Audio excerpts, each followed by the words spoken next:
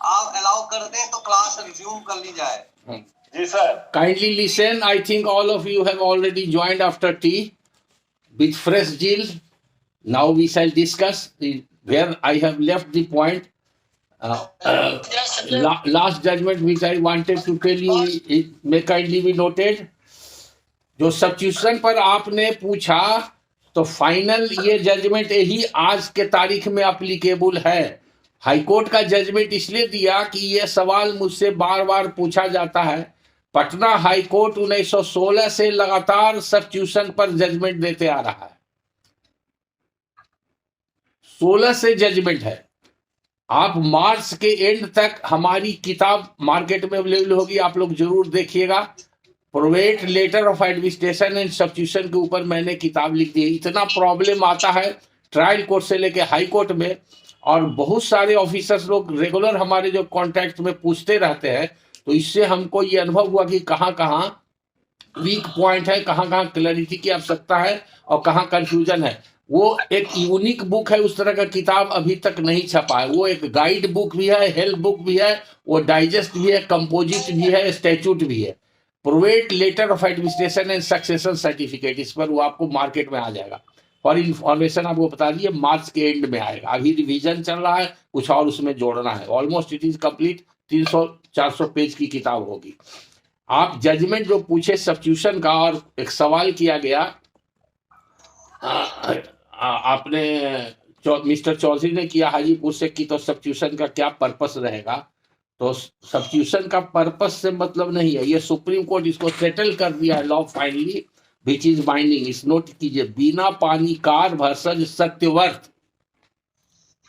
बीना Pani Kar versus Satyavarth, AIR 2006 Supreme Court 2263।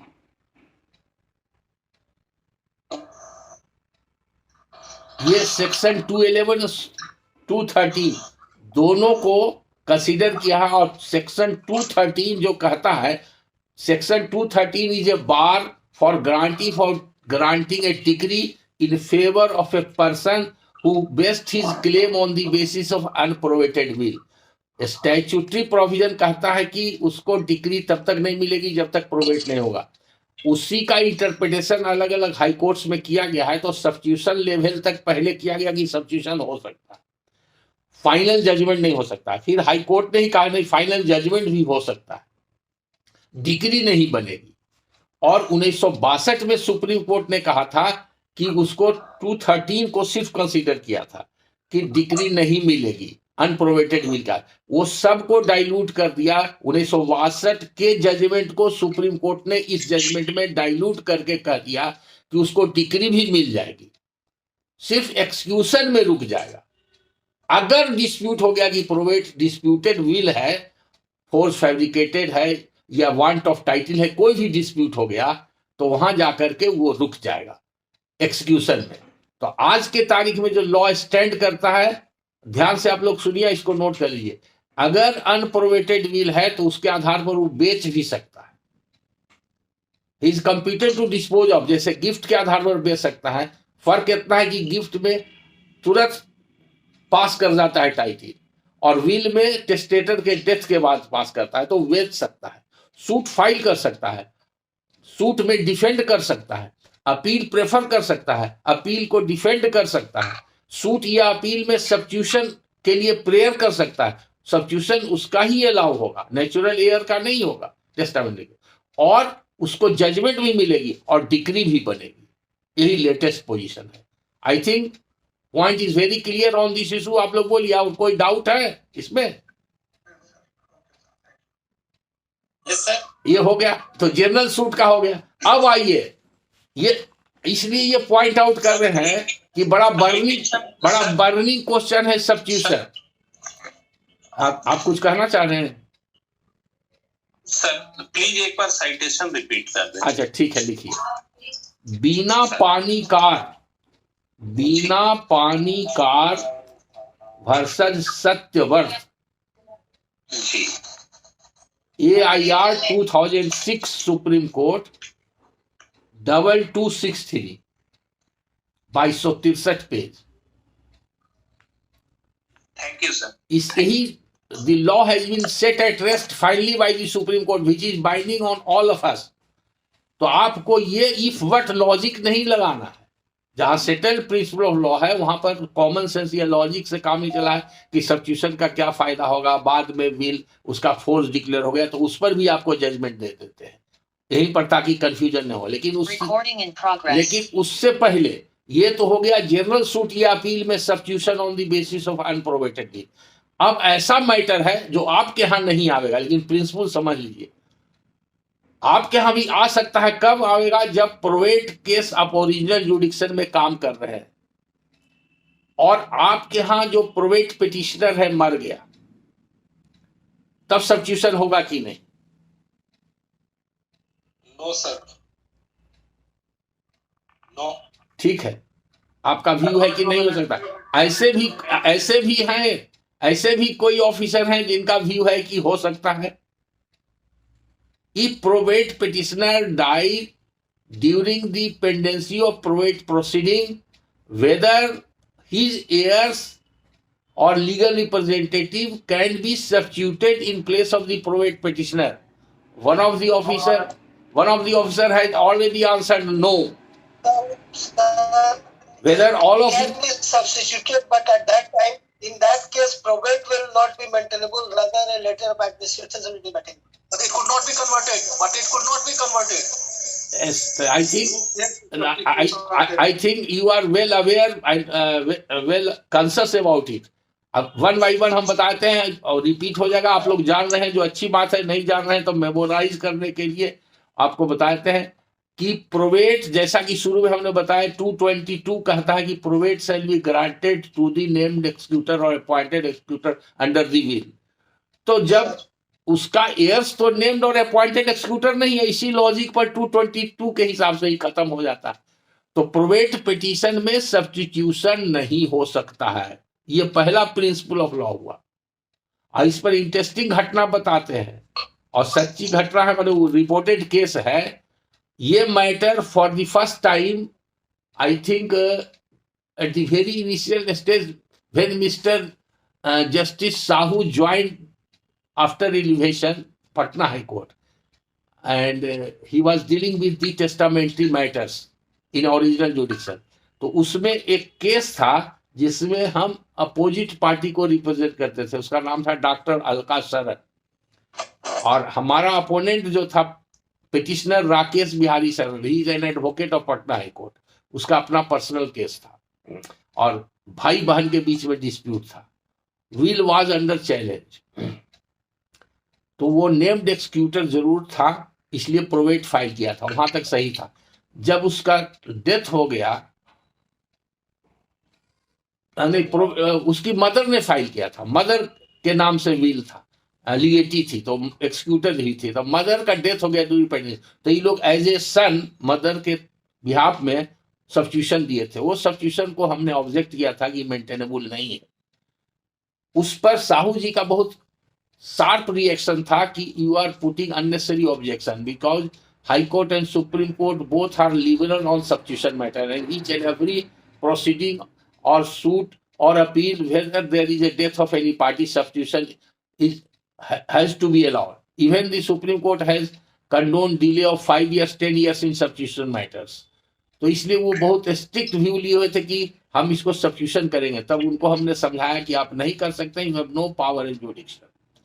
तो उन्होंने वो हमारा पिटिशन को अलाउड, ऑब्जेक्शन को अपहेल्ड किया, लेकिन he was under confusion still.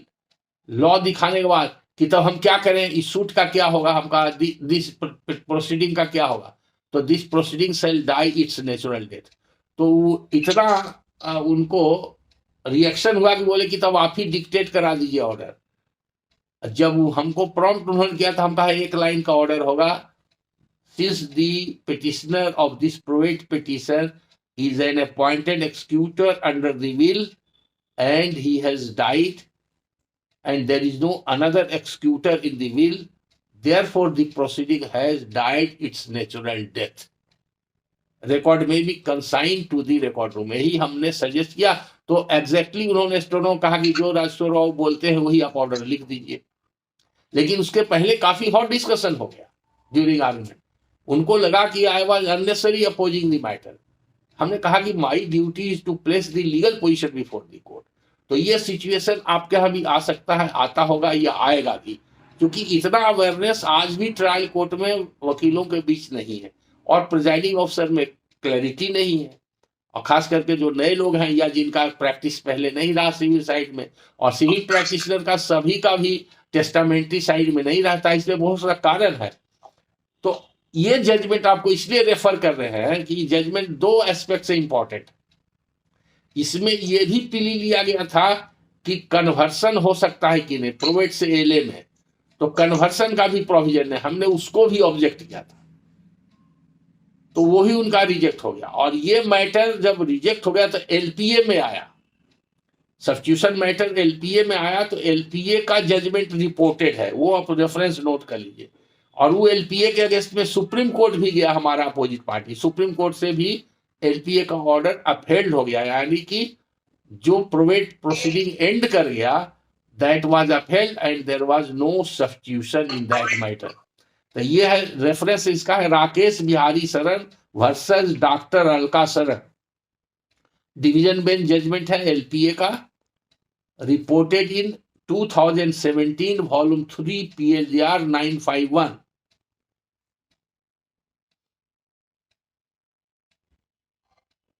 Rakesh Bihari शरण वर्सेस डॉक्टर अलका शरण 2017 वॉल्यूम 3 PLR 951। तो इस पर्पस के लिए ये इंपॉर्टेंट जजमेंट हो गया कि प्रोवेट प्रोसीडिंग में अगर प्रोवेट पिटिशनर मरता है तो सब्स्टिट्यूशन नहीं होगा। तो क्वेश्चन उठता है कि क्या उसका कंसिक्वेंस होगा और क्या रेमेडी है। तो बाद में जो लिगेटी अंडर द विल है या जो बेनिफिशियरी अंडर द विल है उसको राइट है to file letter of administration, वो फिर दूसरा फ्रेश एप्लीकेशन फाइल करेगा, यही रेमेडी। कन्वर्सन का जहां तक सवाल है, क्योंकि ऐसा भी आया है, तो कन्वर्सन के ऊपर भी जजमेंट नोट कर लिए, वो सब इसमें डिस्कस है कि नहीं। बाद में उन्होंने क्या किया था, एक रिव्यू भी फाइल किया था, तो रिव्यू भी डिसमिस हो गया। सुप्रीम कोर्ट के जजमेंट के बाद रिव्यू किया था, उस पर भी सुप्रीम कोर्ट का ही जजमेंट था जो बेस किया था उन्होंने।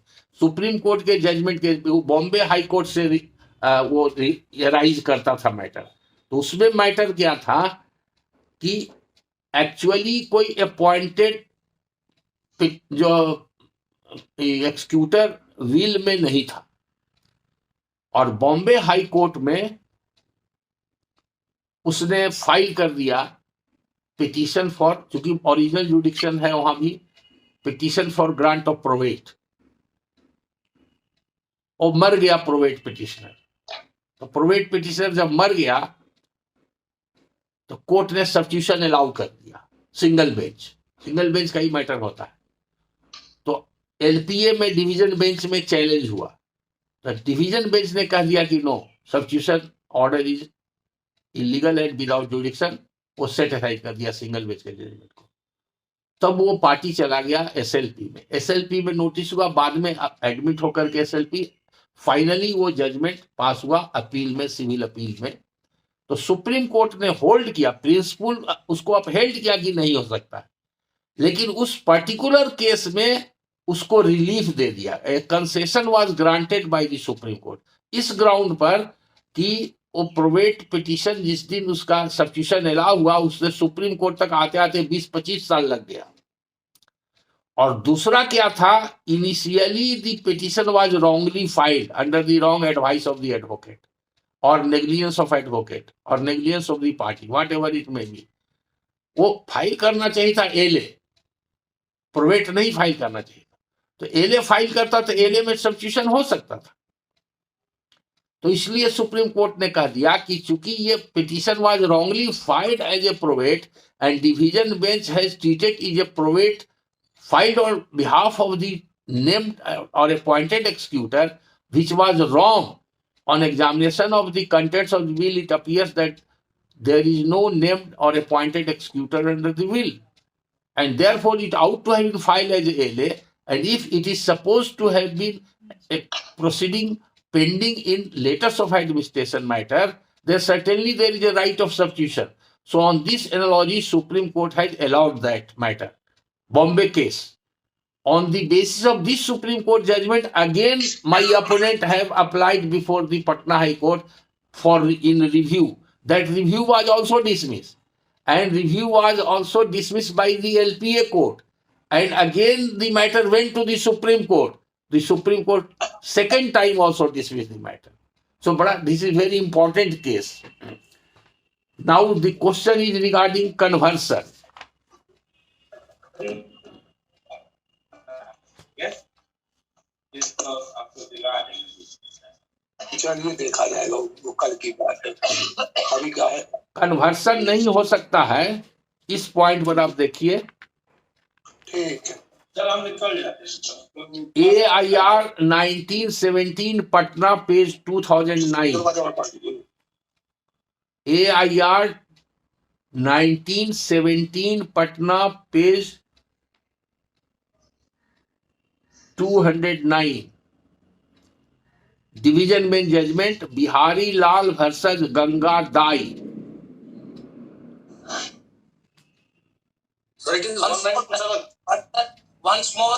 AIR 1917 Patna 209। Division bench Bihari Lal versus Ganga. 1917 और 1970 1917 या 1970 1917 हाँ। AIR 1917 1917 Patna 209 division bench. Second judgment is also on the same line. AIR 1930 Patna 618। AIR 1930 Patna 618।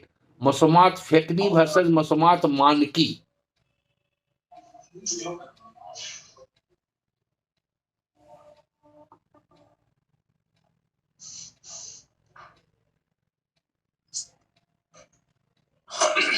इसमें दोनों बात कहा गया है कि 222 को भी कंसीडर किया गया है और एलए में सब्स्टिट्यूशन हो सकता है। ये जजमेंट इसीलिए इंपॉर्टेंट है, both aspect has been consider.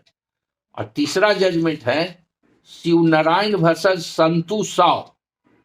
Shivnarayan versus Santu Sao 1967 BLJR 326।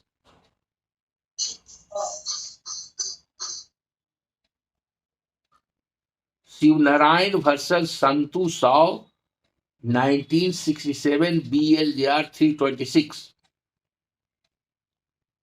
Sole executor died during the probate proceeding. Substitution cannot be allowed. Any person who is entitled to file letter of administration can be substituted or proceeding can be converted for grant of letter of administration.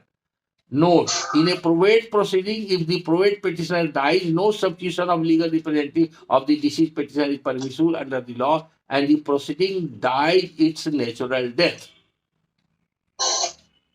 तो इस सभी judgement का total effect क्या हुआ?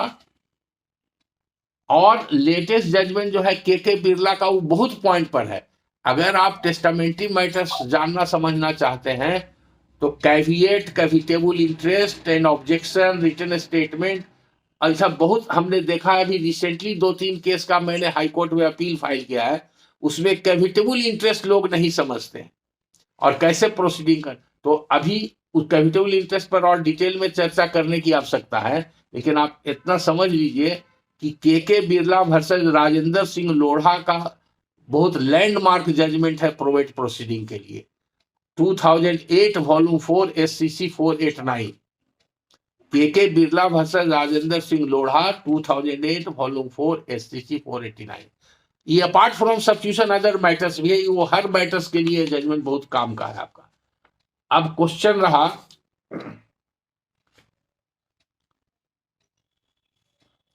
कि purpose क्या है,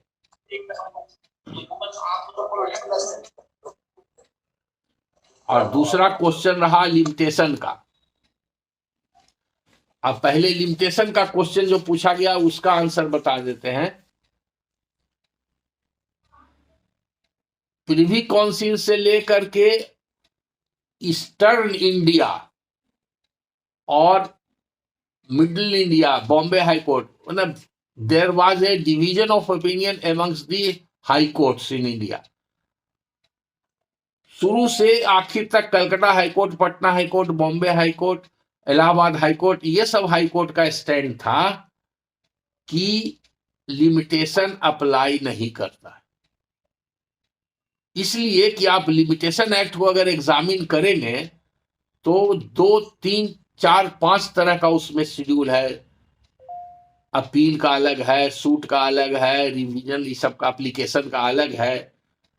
तो जितना तरह का सूट होता है वो उसका अरेंजमेंट जो देखिएगा आर्टिकल और सेक्शन का अरेंजमेंट है। तो आर्टिकल में 112 आर्टिकल है टोटल जो डील करता है सूट के पीरियड का लिमिटेशन, और 113 है जनरल आर्टिकल जिसको बोलते हैं रेजिडुअरी आर्टिकल। उसी तरह से अदर आर्टिकल है जो एप्लीकेशन, अपील, रिवीजन, पिटीशन ये सब को डील करता है। और सबसे लास्ट में है आर्टिकल आपका 137, और उसके पहले 136 है, वो है only for the purpose of execution. तो सब जब फिनिश हो गया प्रोविजन लिमिटेशन का तो लास्ट में रेजिडुअरी आर्टिकल बता दिया गया 137 में कि जिस पिटीशन के लिए कोई स्पेसिफिक प्रोविजन नहीं है लिमिटेशन का, उसमें आर्टिकल 137 लगेगा। अब चूंकि लिमिटेशन एक्ट का एप्लीकेशन कोर्ट में ही होता है, और कोर्ट का मीनिंग जो है ordinarily and generally civil court है, जो सिविल सूट प्रोसीडिंग डिसाइड करता है, अपील डिसाइड करता है, उसी में लिमिटेशन अप्लाई करता है। ट्राइब्यूनल में और अदर स्टैट्यूटरी अथॉरिटी के प्रोसीडिंग में लिमिटेशन एक्ट जब तक अप्लाई नहीं करेगा जब तक कि उस एक्ट में वैसा प्रोविजन नहीं है।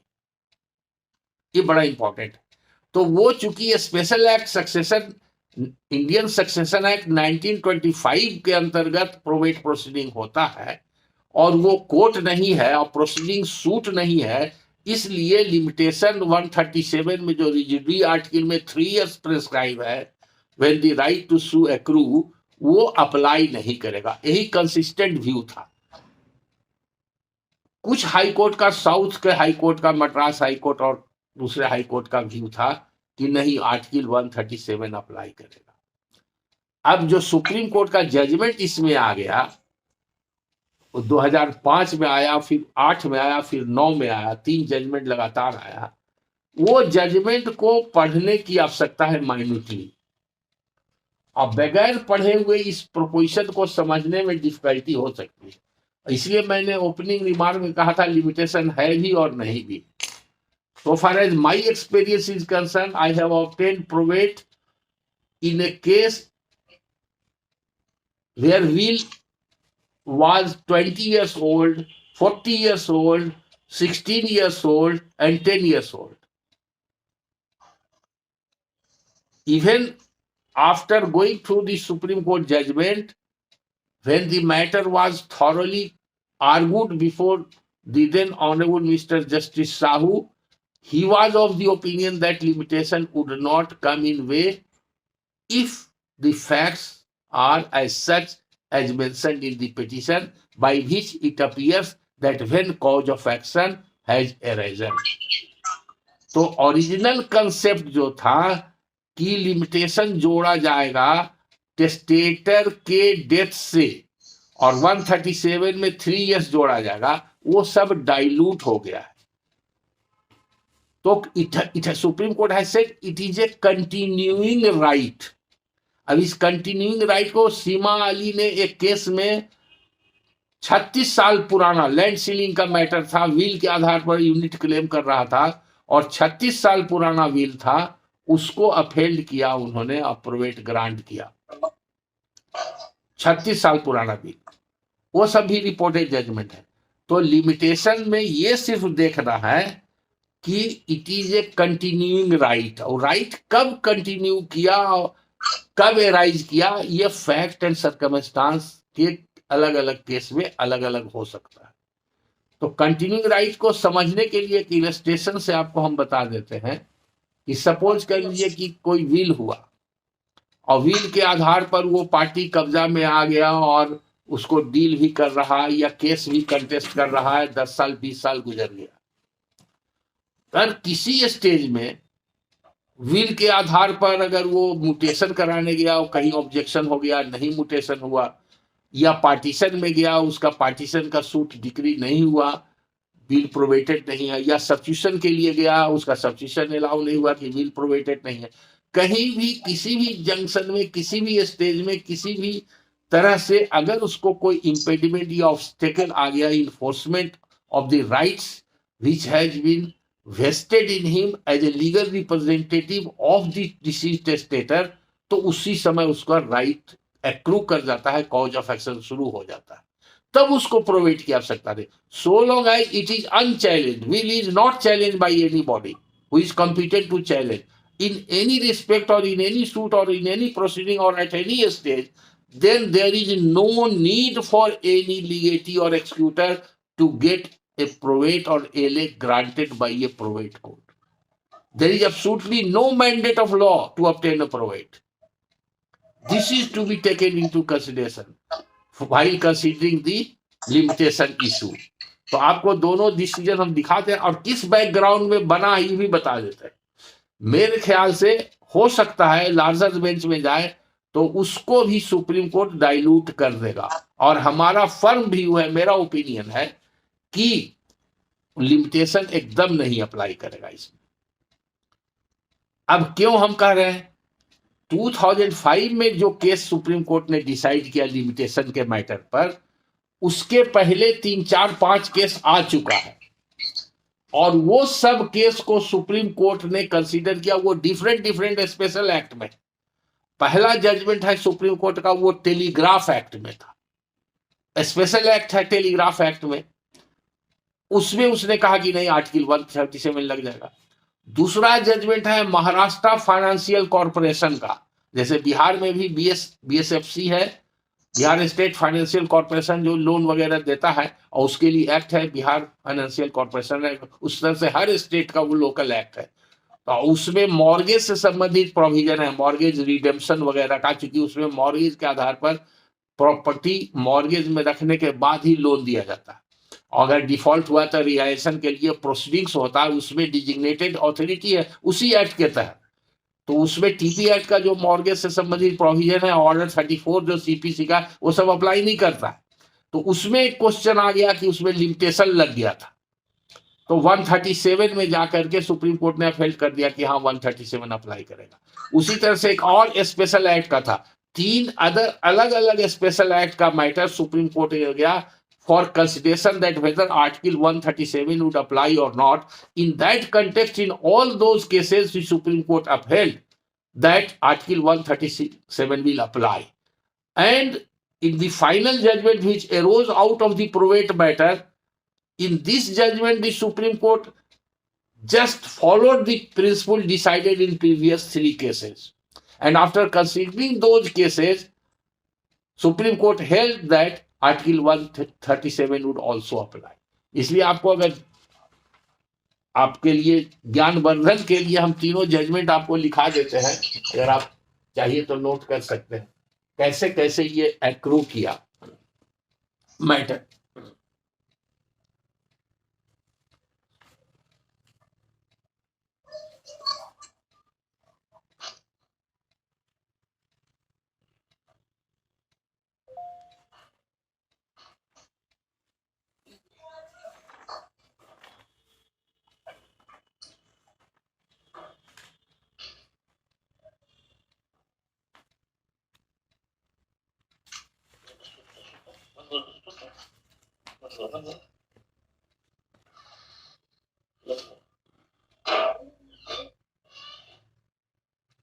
लिखिए 3 जजमेंट दिखाते हैं इस पॉइंट पर।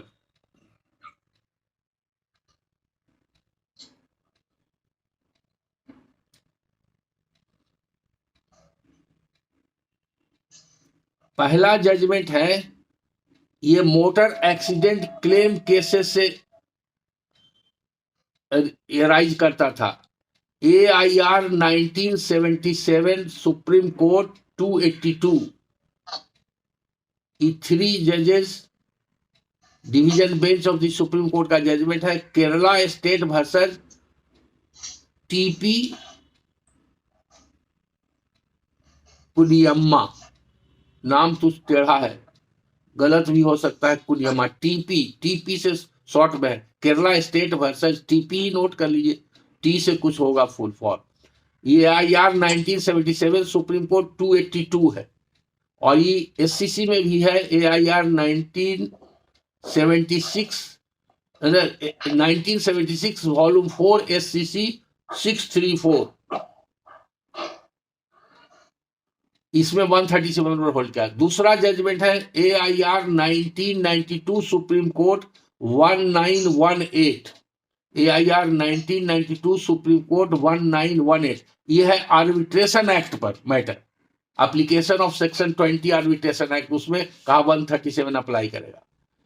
फिर नेक्स्ट जजमेंट है AIR 1994 supreme court 2227, AIR 1994 supreme court 2227। ये लैंड एक्विजिशन एक्ट से मैटर राइज किया था, रेफरेंस केस का अंडर सेक्शन 18, उसमें कहा कि आर्टिकल 137 विल अप्लाई। फिर एक जजमेंट आया 1995 में, AIR 1995 सुप्रीम कोर्ट 1927। ये आया आपका 3 years लिमिटेशन अप्लाई करेगा, ये भी आर्बिट्रेशन एक्ट का ही था case.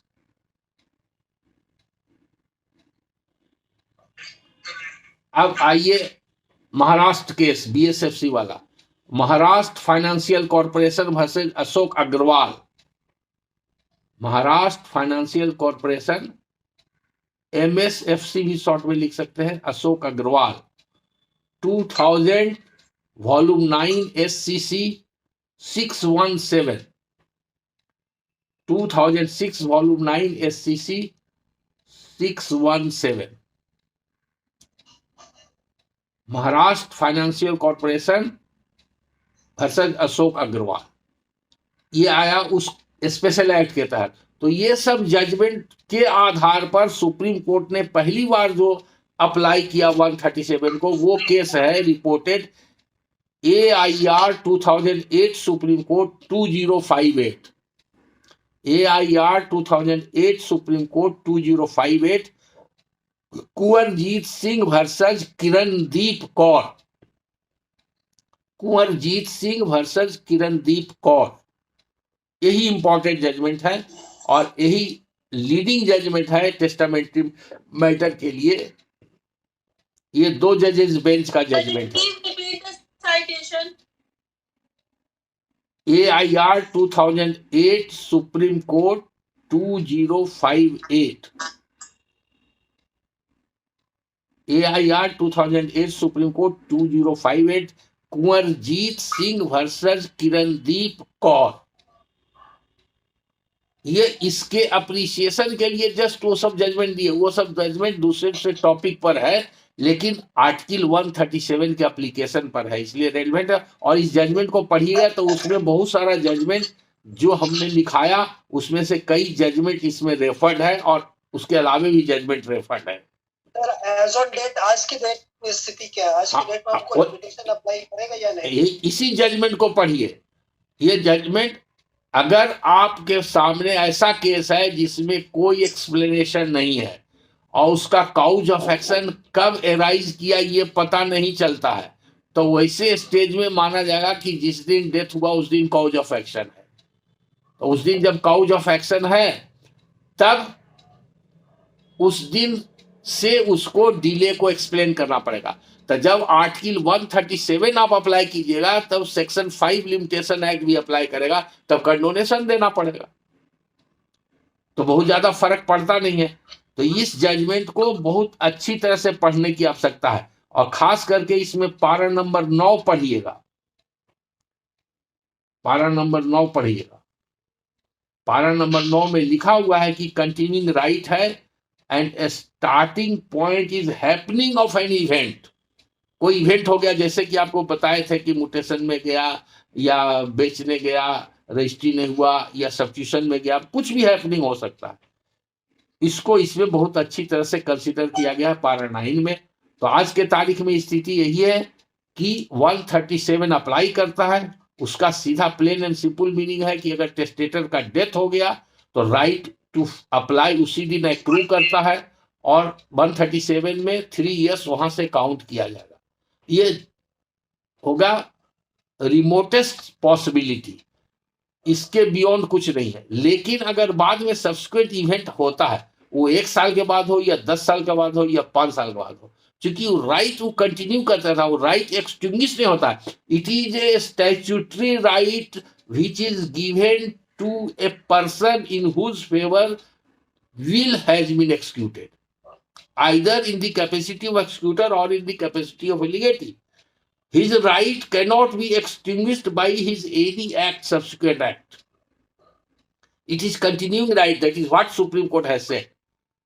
For a starting point of limitation, the date of death would not be relevant. Rather, date of subsequent event and happening would be relevant. So, it is for the petitioner to explain in the petition. Then there is no need to file separate petition for condonation of delay. If it is not so, then the petitioner may file or may be directed by the court to explain the delay. That is the option of the litigant and the court. इस judgement को फिर follow किया गया है, दूसरे judgement में supreme court ने follow किया है, वो है कृष्ण कुमार शर्मा वर्सेस राजेश कुमार शर्मा।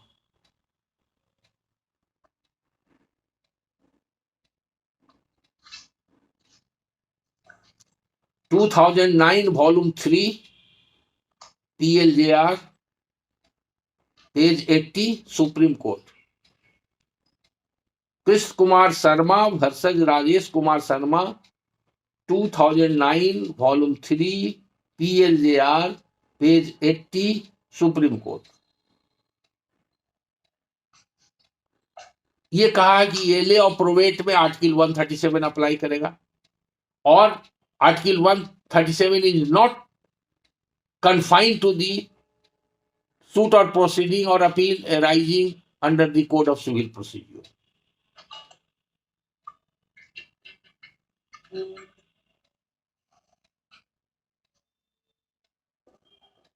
अभी समझ गए आर्टिकल 137 के इम्प्लीकेशन को समझ गए, लिमिटेशन के implication को समझ गया। I think is there any doubt or query on this point? At this juncture, you are free to put any question. I will try to explain. कोई सवाल इस पर है?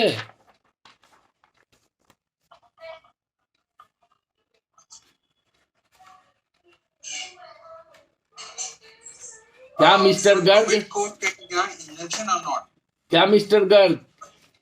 प्रोविट कोड का इंजंक्शन का मैंने पता करना है कि प्रोविट कोड इंजंक्शन ग्रांट कर सकता है कि नहीं कर सकता। अच्छा, बड़ा इंपॉर्टेंट क्वेश्चन है, तो आपको अभी यहीं पर हम बता दें, इंजंक्शन ग्रांट कर सकता है सर। हाँ, वो जजमेंट भी चाहिए, जजमेंट चाहिए। 1 मिनट, जजमेंट लिखा देते हैं। जब सवाल किया गया तो मिस्टर गर्ग के द्वारा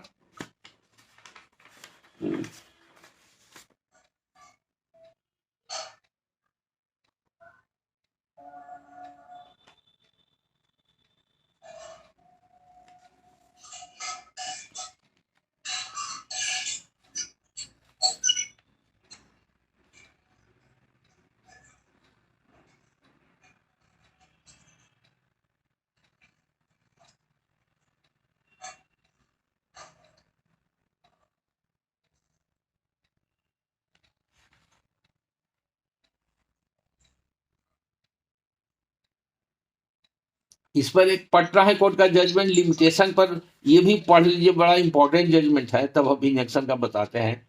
ये है जजमेंट पटना हाई कोर्ट का, श्रीमती नलिनी मिश्रा, श्रीमती नलिनी मिश्रा वर्सेस ब्रज किशोर मिश्रा 2010 वॉल्यूम 4 PLJR पेज 355।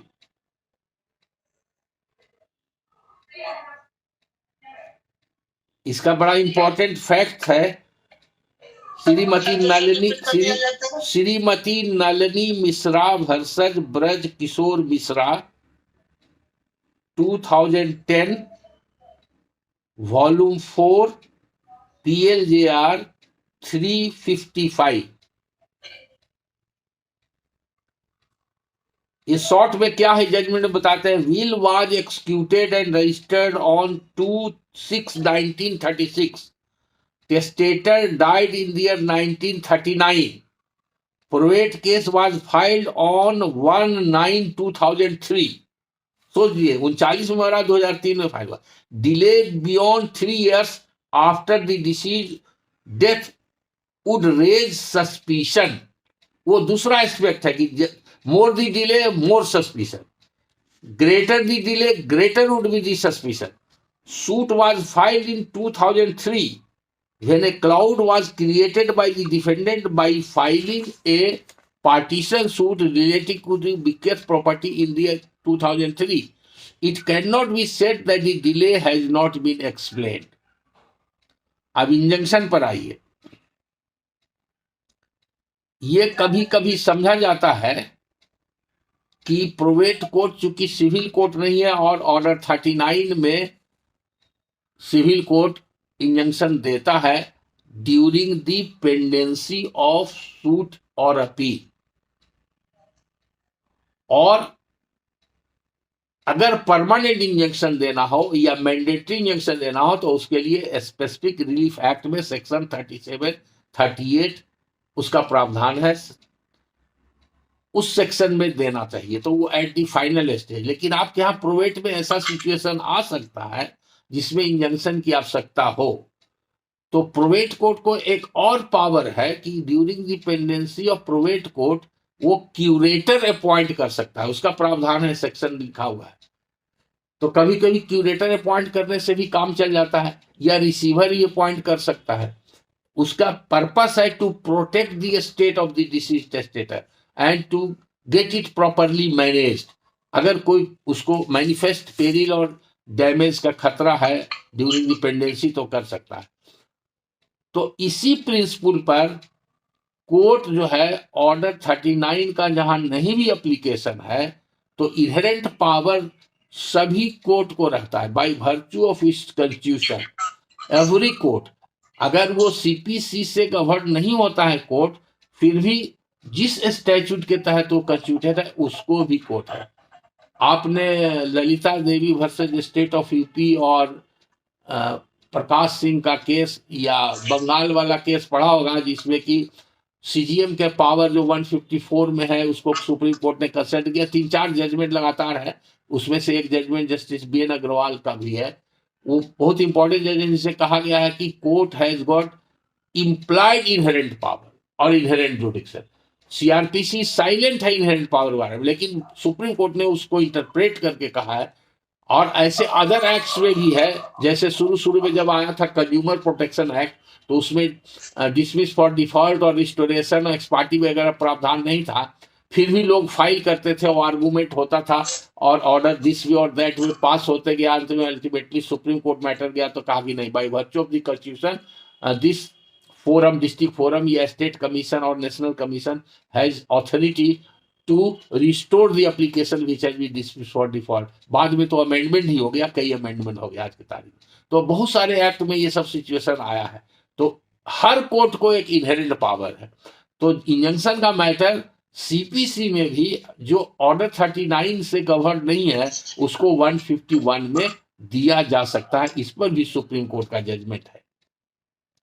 तो आप एग्जैक्टली प्रोवेट केस में जजमेंट नोट कीजिए, ये जस्टिस V नाथ का जजमेंट है directly on this point, reported in 2013 volume 1 PLJR 853, 2013 volume 1 PLJR 853। Amrendra Dhwaj Singh versus Prem Kumar Singh.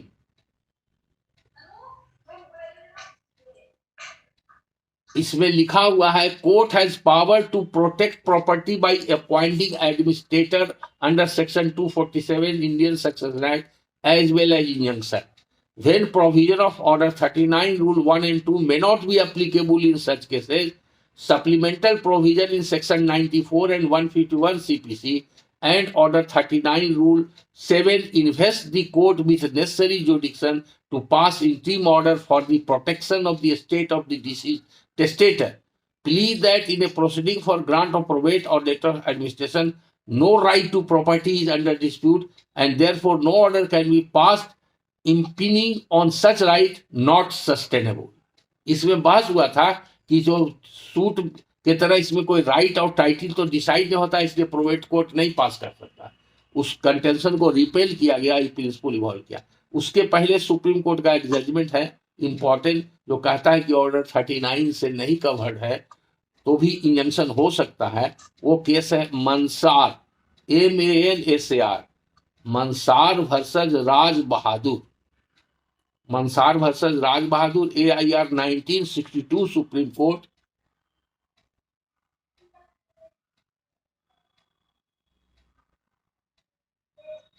Page 527।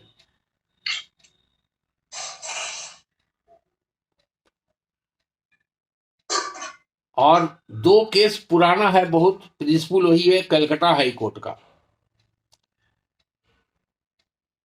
निरोध वर्सेस चमत्कारणी, निरोध NIROD, निरोध वर्सेस चमत्कारणी, निरोध वर्सेस चमत्कारणी 19 CWN 206, जर्नल का नाम है कलकत्ता वीकली नोट, CWN 19 मतलब 19, वॉल्यूम है 19, साल नहीं, 19 CWN 2006। ये इंडियन कानून और मनुपात्रा वगैरह सब पर अवेलेबल भी है और लाइब्रेरी में भी होगा, इक्विवेलेंट भी मिल सकता है इसका। और दूसरा जजमेंट है कलकत्ता हाई कोर्ट का ही, Atul versus Nirupama, Atul versus Nirupama, AIR 1951 Calcutta 561।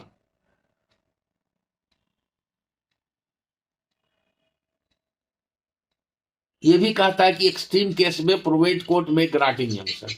तो ये सब जजमेंट है, सुप्रीम कोर्ट का जजमेंट है, पटना हाई कोर्ट का जजमेंट है। इसके आधार पर अगर सुटेबल जो प्रिंसिपल है इंजंक्शन का, और balance of convenience, irreparable loss, prima facie case, उस सब आधार पर आप ग्रांट कर सकते हैं। अब इस कंटेक्स्ट में तो और कोई सवाल नहीं आप लोग का?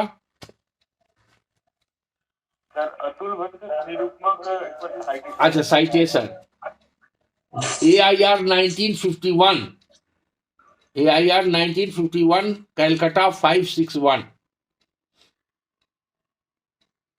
सर प्रोबेट पर ही एक क्वेश्चन है सर। हाँ बोलिए सर। जो स्टेटस है सर 5 अलग अलग जमीन के लिए सर विल एग्जीक्यूट करता है, और विल एग्जीक्यूट करने के बाद सर उसी में से 2 जमीन बेच देता है, उसके बाद से मर जाता है। टेस्टेटर बेच देता है, ठीक, अपने जमीन में से। हाँ। 5 जैसे 5 अलग अलग जमीन को सर के लिए विल किया।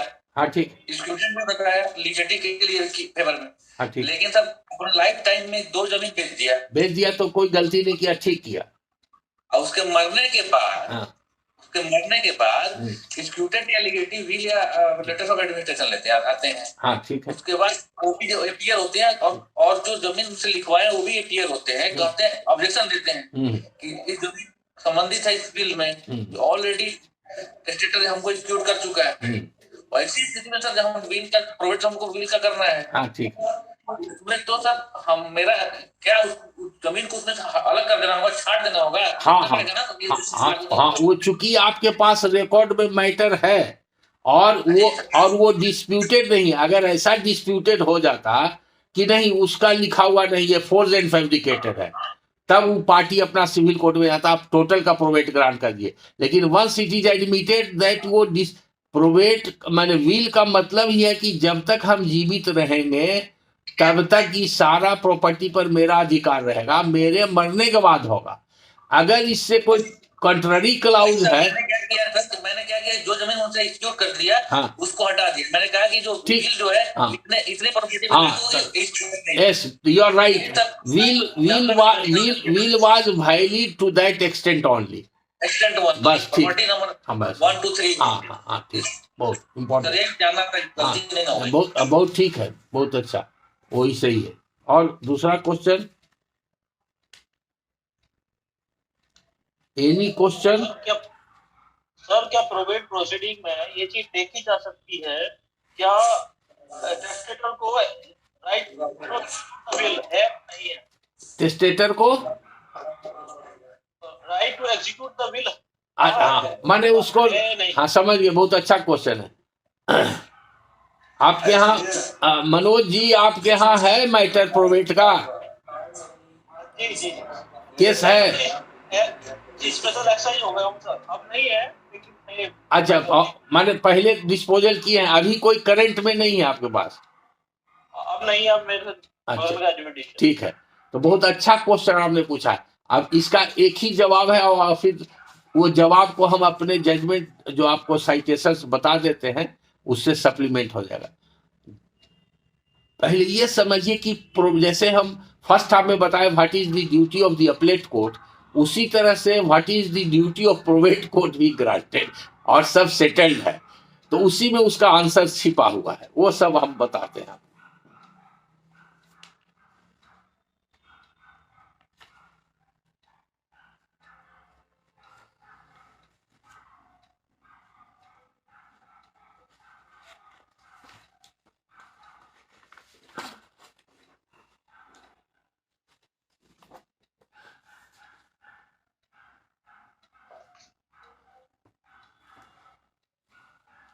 लिखिए, पहला जजमेंट है Ishwar Dev Narayan Singh versus Shrimati Kamala Devi.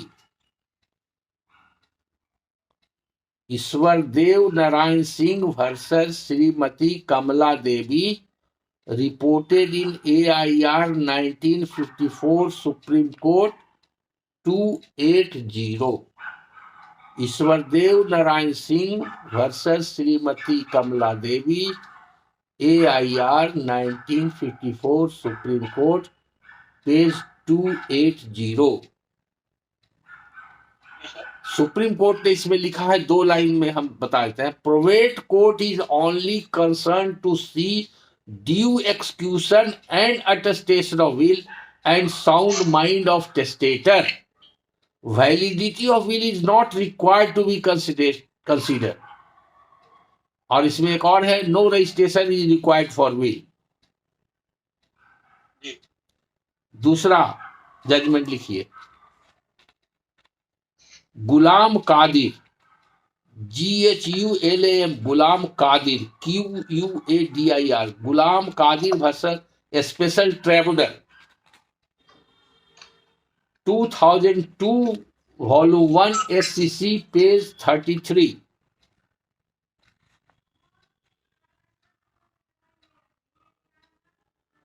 Grant of probate does not decide title, it decides valid execution of will and appointment of the executor.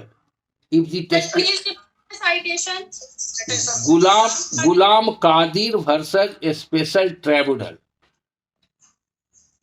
Gulam Qadir versus a special tribunal 2002 volume 1 bracket में 1 दीजिए SCC page 33। इसमें इस principal को बहुत अच्छी तरह से discuss किया गया है।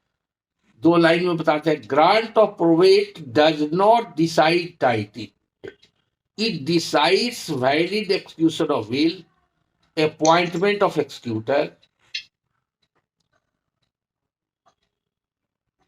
If the testator has no right to property under will at the time of its execution and the will is probated, then civil court can decide title.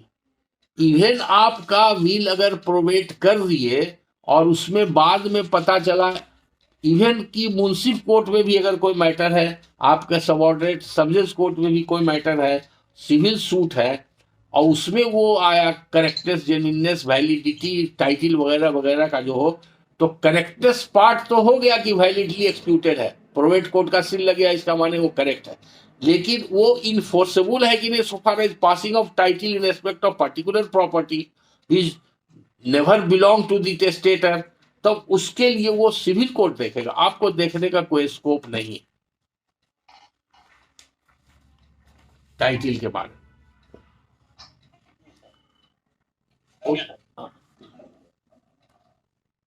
Sir thank you. अभी हमें class खत्म करनी पड़ेगी क्योंकि दूसरी एक meeting है हाँ ठीक है, और टाइम हो गया है सर। हाँ ठीक। Thank you very much. बहुत ही इंफॉर्मेटिव क्लास थी सर, और पहला सेशन भी बहुत ही इंफॉर्मेटिव था। आई थिंक सारे लर्नर ऑफिसर्स ने जजमेंट्स नोट कर ली हैं और उनको फायदा होगा। सो विद परमिशन सर, अगर हम ये क्लास एंड कर दें। ठीक है, okay, thank you sir. Class is now over. Recording stopped. Thank you very much, sir. Thank you, sir.